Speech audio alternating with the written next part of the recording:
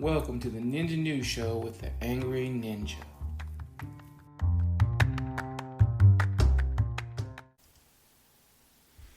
All right, guys, it's time for the Angry Ninja News Show. What news? All right. So I realize it's been a theme here lately, but let's just be honest. It's what's going on. It's what there is to talk about. It's unbelievable the stuff that's going on in the January 6th hearings. Like, I thought they were done. I thought we were going to get a break. I thought we were going to get a moment to rest because they said there wasn't going to be one. And then they surprised. They surprised us with a bonus hearing when they brought in Cassidy Hutchinson, which I hadn't heard of before because why would I know?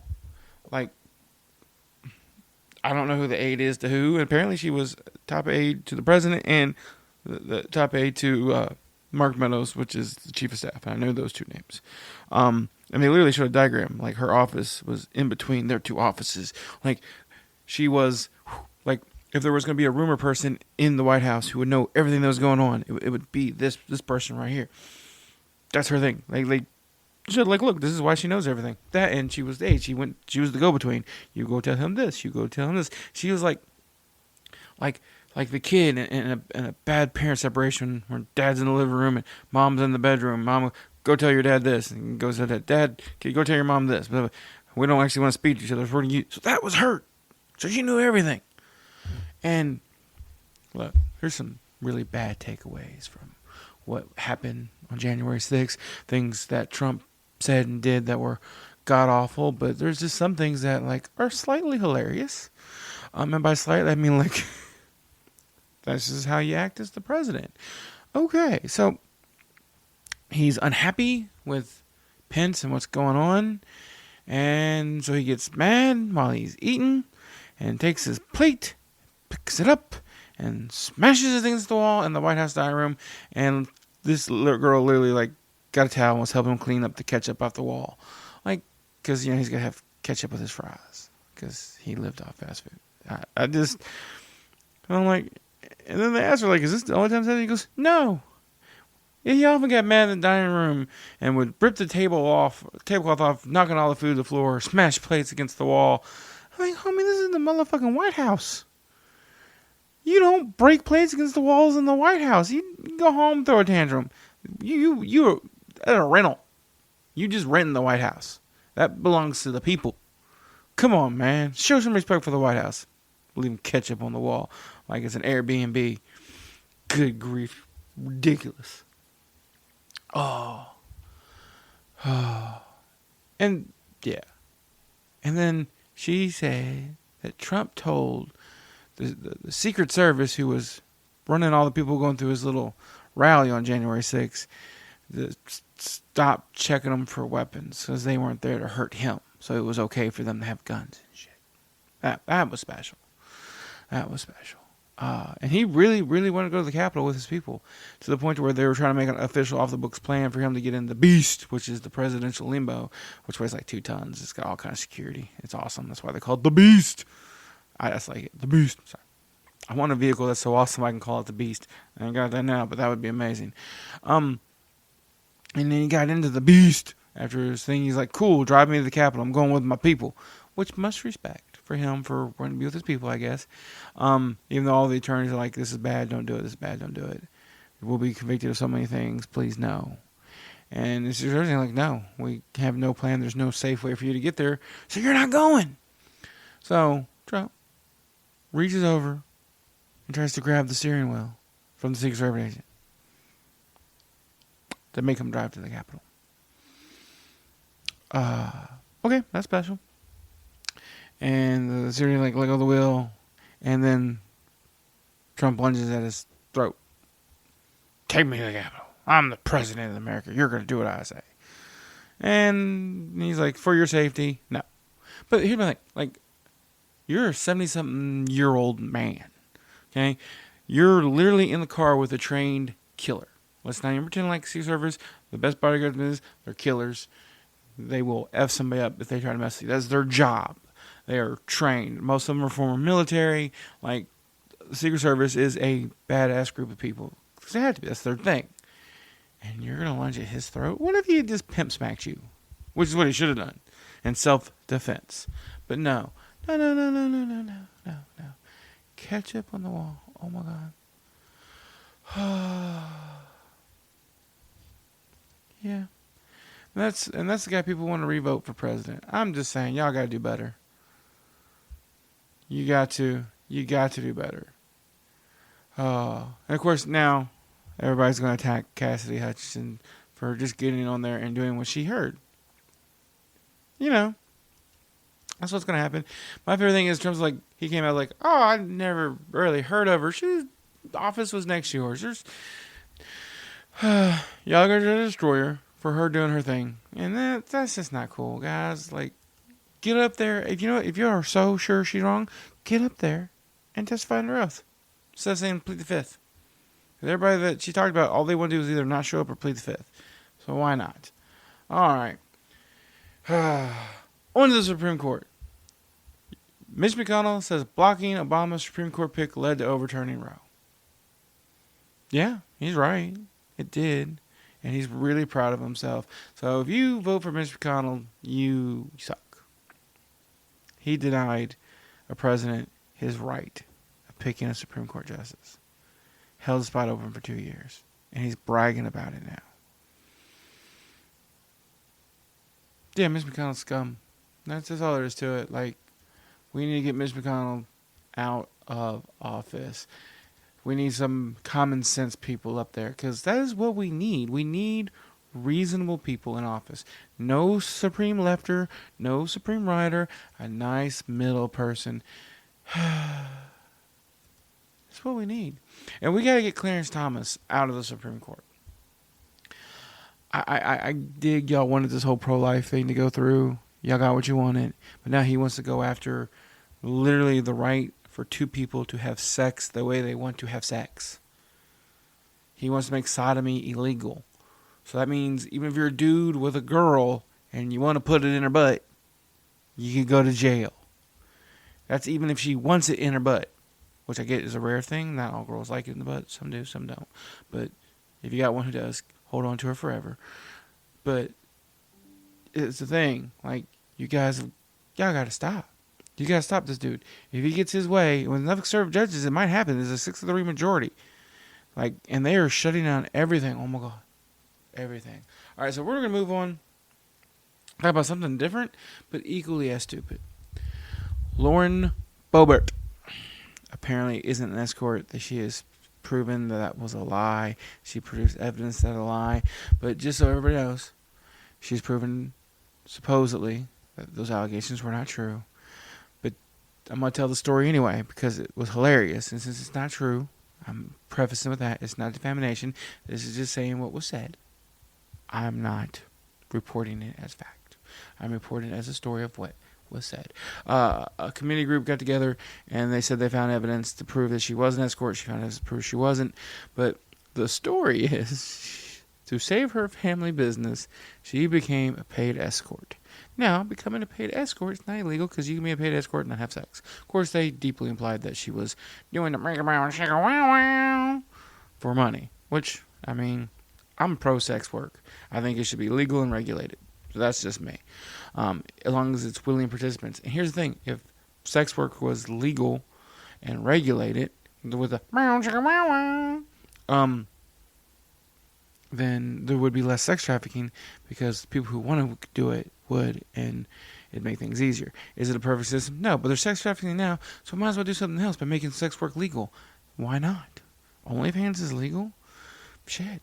So, yeah, make it happen. And in Nevada, it's legal. So, nationwide, make the legal. Make it regulated. Why not? Shit. Whatever. But anyway, she supposedly was said to have been an escort and met Ted Cruz. Doesn't really go into how she met Ted Cruz, and he decided that her views on things were awesome, so he gave her $100,000 in a donation so she could run for Senate, and she won. So apparently her was supposedly so good it was worth 100 G's. I'm just saying that's some serious. Ooh, that is vagina power, right there. She's got the power of vagina. But she has proven it's not true. But that was the allegations that were leveled against her. And it cracks me up that she literally might have fucked her way into the Senate. Again, allegations that are not true. I'll say that again. But really, she fucked her way. And of all people, if you're going to have to... For Ted Cruz, you should get 100G for fucking Ted Cruz. Like, good Lord, that guy's got to be... Okay, moving on. Now, she's a little crazy.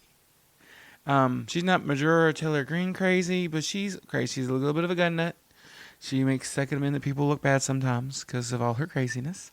But she has crossed the line.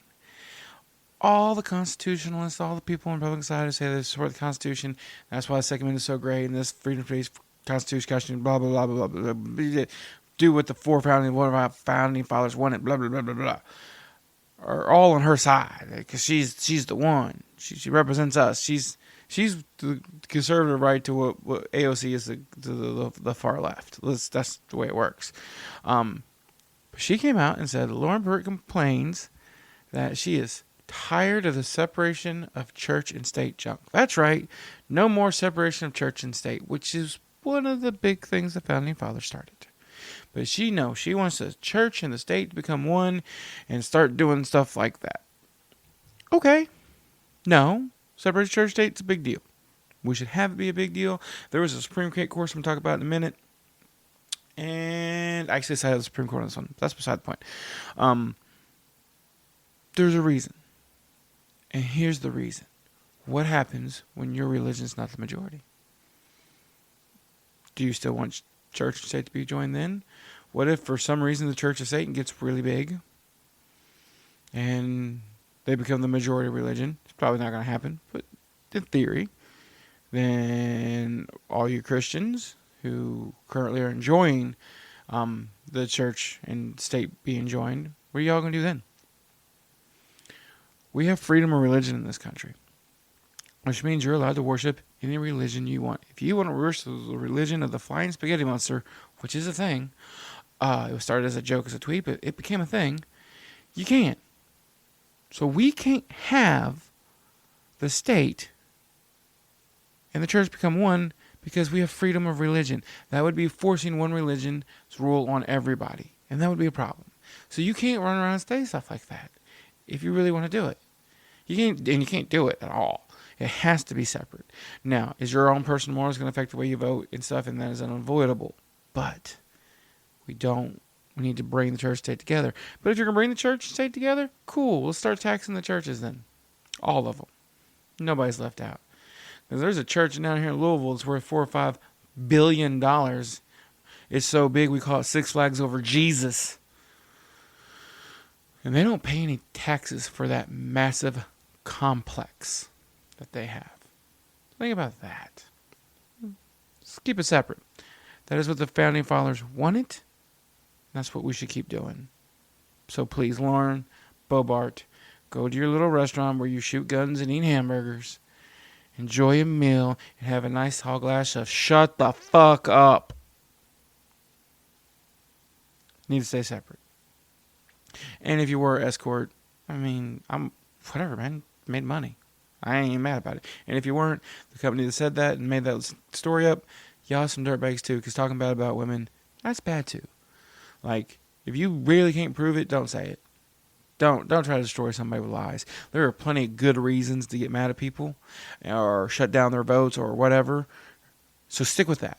That's always my other thing. I don't care who you like as long as you got a reason, and I don't care who you hate as long as you have an accurate reason. Be mad for the right reasons. Making stuff up, not cool. Although, honestly, that was fucking funny. And I will tell the story as a joke because it was funny. It turns out to be true. Even funnier. Not true. Still a little funny. Still just a smidge. She got $100,000 for fucking Ted Cruz. That's fucking hilarious. All right. Moving on. Supreme Court. And I don't remember the exact name, but it was a high school football coach who was suing the school because they fired him for praying on the 50-yard line. Now, When I initially read the story, I was like, can't do that. Separation, all that kind of good stuff. Public school, can't do that. But the Supreme Court overturned it and said, no, he had the right to do that. And I'm like, now, wait a second. Gotta have separation. So the way the story was made to believe initially was that he was, making everybody come out to the 50-yard line break. And that's not what he was doing. Homeboy, after every game, was going out there by himself and praying. Yes, he was doing it in the view of everybody, but he wasn't forcing anybody to join him. He wasn't making the players do it. He was just going out there and doing his thing because he was thankful after every game. Okay. What's the problem? Why'd that even have to go to the Supreme Court? That shouldn't have gone to the Supreme Court. That dude has freedom of religion. He wasn't forcing anybody else. He wasn't making anybody join him. He was, after the game, going out, saying a prayer, and walking off. The minute he forces a player who doesn't want to do it, okay. Anybody want to join him? They could, didn't have to, wasn't part of the game, whatever. I played football. And we prayed as a team before every game. And there was a kid who didn't want to. He got up and left. Nobody gave him a hard time. Nobody said nothing to him. We prayed. He walked out. Everybody was fine. We played a game. He was a great player. It was a good game. We loved it. What's wrong with that? Nothing. We chose. He wasn't forcing anybody. So I dig separation church state. But at the same time, if a dude's doing something by himself, leave him alone. Meh. Same thing with Colin Kaepernick. He should have his job. He shouldn't get fired for what he did. He was doing his thing. Yeah, freedom of speech. That's how it works. So, moving on. Yeah, the Supreme Court actually voted on something this time I agreed with. I was shocked too. I was amazed. The conservative, this very conservative Supreme Court got something right. All right. So, very clear. There's no actual proof that Lauren Boebert was an escort. I'm not saying she was an escort. I was just relaying the story. Please don't sue me. Still fucking funny. Just saying. All right. That is the news I'm covering for today. I hope everybody enjoyed the new show, and I will holler at you later. Have a good day. That's right. I hope everybody enjoyed the show, and I hope you enjoy all the shows on the Ninja Podcast Network. Please check out our other shows. Ask the Angry Ninja Show, Angry Ninja Presents Not a Kid's Game, our D&D podcast, Chris Allen's Audio Stories, where I read some short stories to you that I wrote. Ninja and Moonshine, Middle of the Road podcast, guy from the left, guy from the right, coming together and trying to meet in the middle. Doesn't always work out like that. The Ninja News and Politics Show, outrageous stories with the Angry Ninja and the occasional special guest. And Sports Talk with Ninja and JMO. Those are the shows. If you want to reach out and contact me or anybody on any of the shows, you can reach me and I'll pass on the message at cman2342 on Twitter, or an email, asktheangryninja@gmail.com, or just get on Facebook and search for the Ask the Angry Ninja Show, and we'll reach out and talk to you. We love questions. We'll answer your questions, any topics you want to cover, or hey, if you want to mail me a prize. I like prizes. Hope you guys enjoyed the show, and have a wonderful night.